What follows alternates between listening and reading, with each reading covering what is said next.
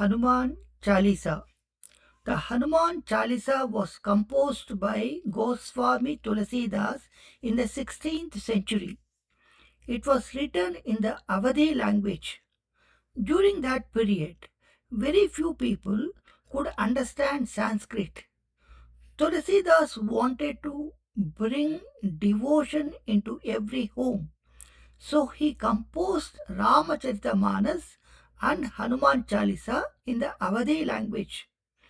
The Hanuman Chalisa consists of 3 dohas and 40 chaupais. A doha is a two-line devotional couplet. In other words, a doha is a pair of poetic lines.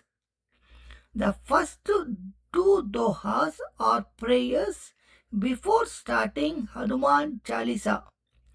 Shri Guru Charana Saroja Raja Nija Mana Mukura Sudhari Bharanau Raghubara Bimala Jasu Jodhayaka Palachari. The meaning of this doha is that when a mirror is covered with dust, it cannot reflect an image clearly. Similarly, when our minds are impure with ego, anger, and greed, they cannot reflect God's presence. Therefore, Tulasidas first prays to his Guru to cleanse the impurities of his mind so that he can sing the glories of Lord Sri Rama with purity and devotion. What happens if one sings the glories of Lord Sri Rama? Rama blesses his devotees with the 4 Purusharthas: Dharma, righteousness; Artha, prosperity; Kama, righteous desires; Moksha, the liberation. Now let us look at the second doha. बुद्धिहीन तनु जानिके सुमिरौ पवन कुमार भल बुद्धि विद्या देहु मोहि हरहु कलेश विकार.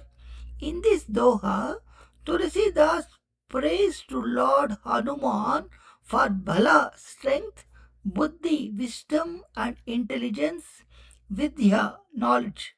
He also prays to Hanuman to remove all his sorrows, obstacles, and inner impurities. Having prayed to his Guru, Tulasidas now begins the Hanuman Chalisa. The Hanuman Chalisa contains 40 chaupais. What is chaupai?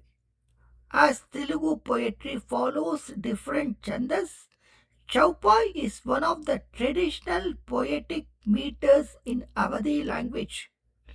The word chaupai comes from chau, meaning 4, and pai, meaning quarter. Thus, every chaupai consists of 4 metrical quarters. Now, let us look at the first chaupai. Jaya Hanumana Gnana Gunasagara Jaya Kapisati Huloka Bujagara. This chaupai talks about Hanuman's wisdom. Hanuman is the embodiment of wisdom. There is a beautiful story in the Ramayana that describes Hanuman's extraordinary wisdom. After the abduction of Mother Sita, Lord Rama and Lakshmana were wandering through the forest searching for Sita. They reached Rishimukha mountain where Sugriva was living in exile. Sugriva asked Hanuman to find out who they were. Hanuman assumed the form of a brahmachari and approached Rama and Lakshmana. Hanuman's introduction was excellent. He greeted Rama and Lakshmana first with humility and reverence. He appreciated their noble qualities and carefully observed their appearance before speaking. Although Hanuman spoke at length, he did not utter a single incorrect word. His words were gentle and pleasant, never harsh. Every sentence was clear and meaningful. His voice was perfectly balanced, neither too fast nor too slow. He spoke with confidence but without arrogance.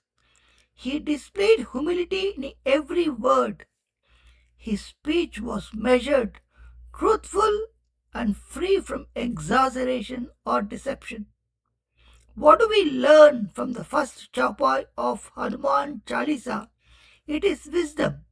We often speak about wisdom, but very few truly understand what wisdom is. We speak at length, but our thoughts will have no clarity. Our speech is laced with harshness or disrespect. We speak in a way that reflects pride, arrogance, and show off. We look down upon others and we always boast about our wealth, status, or knowledge. We have everything in our lives, but surprisingly, wisdom is missing. We have everything, but we have no happiness and peace. Why? Wisdom is the gateway to lasting happiness, peace, and spiritual progress. Let us pray to Lord Hanuman to bless us with such wisdom so that our lives could become joyful and peaceful.